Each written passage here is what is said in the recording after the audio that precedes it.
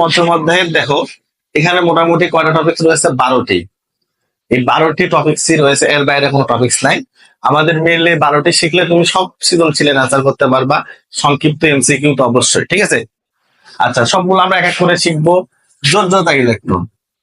এখন এই শিক্ষাগুলো নবম শ্রেণীতে হলে ভালো হয়, কারণ দশম শ্রেণীতে ওইভাবে পাওয়া যায় না। ঠিক আছে, নবম শ্রেণীর জন্য এই শিক্ষাটা, আমার এই ক্লাসটা মূলত। প্রথমে হচ্ছে যোজ্যতা ইলেকট্রন। তাহলে যোজ্যতা ইলেকট্রন যদি আমরা বুঝতে চাই, আমরা যে কোনো একটা মৌল নিব আগে। ধরো ক্লোরিন, এর পারমাণবিক সংখ্যা কত বাবা? 17। আমরা যদি ইলেকট্রন বিন্যাস করি কি হবে?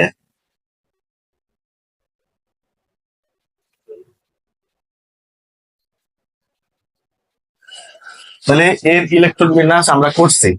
তাহলে ইলেকট্রন বিন্যাস করে আমরা আরেকটা মৌলের ইলেকট্রন বিন্যাস করি, কার্বন। কার্বনের পারমাণবিক সংখ্যা কত? 6। তাহলে 1s2 2s2 2p2। ঠিক আছে, তাহলে আমরা যোজ্যতা ইলেকট্রন বুঝবো এখান থেকে।